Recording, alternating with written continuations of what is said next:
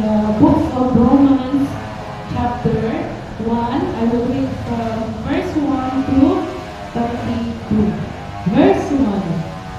Paul, a bondservant of Jesus Christ, called to be an apostle, separated to the gospel of God, which he promised before through his prophets in the Holy Scriptures, concerning his Son Jesus Christ, our Lord, who was born of the seed of David according to the flesh, and declared to be the Son of God with power, according to the Spirit of holiness, by the resurrection from the dead. Verse 5. Through him we have received grace and apostleship for obedience to the faith among all nations for his name, among whom we are also are called of Jesus Christ. To all who are in Rome, beloved of God, called to be saints, grace to you and peace from God our Father and the Lord Jesus Christ. First, I thank my God through Jesus Christ for you all, that your faith is spoken of throughout the whole world. For God is my witness, whom I serve with my spirit in the gospel of his Son, that without ceasing I make mention of you always in my prayers.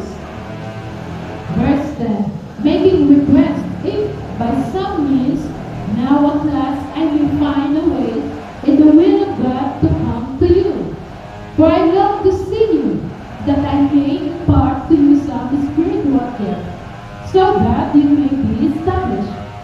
That is, that I may encourage together with you by the mutual faith both of you and me. Now I do not want you to be unaware, brethren, that I often planned to come to you, but was hindered until now, that I might have some fruit among you also, just as among the other Gentiles. I am debtor both to Greeks and to barbarians, both to wise and to unwise. So as much as in me, I am ready to preach the gospel to you, who are in Rome also. For I am not ashamed of the gospel of Christ, for it is the power of God to salvation, for everyone who believes, for the Jew first, and also for the Greek. For in it the righteousness of God is revealed, from faith to faith, as it is written, the just shall live by faith.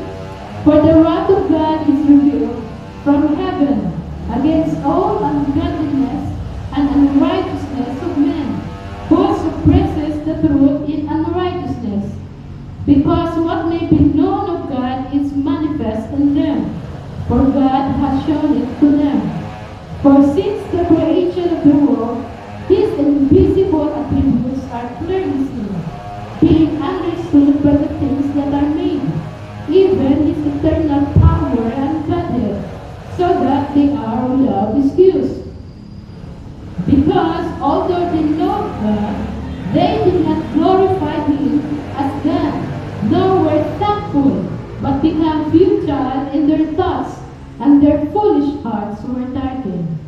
Professing to be wise, they become fools, and changed the glory of the incorruptible God into an image made like corruptible man, and birds, and four-footed animals, and creeping things. Therefore God also gave them up to uncleanness, in the lust of their hearts, to dishonor their bodies among themselves.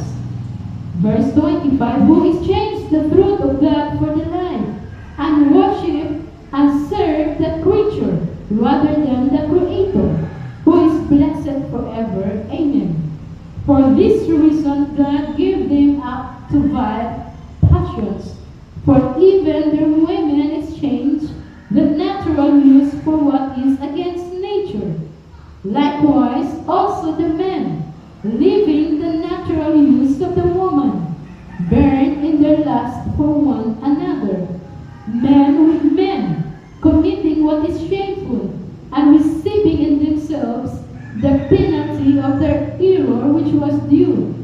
And even as they did not like to retain God in their knowledge, God gave them over to a debased mind, and to do those things which are not fitting, filled with all unrighteousness, sexual immorality, wickedness, covetousness, maliciousness, full of envy, murder, strife, deceit, even-mindedness, they are whisperers.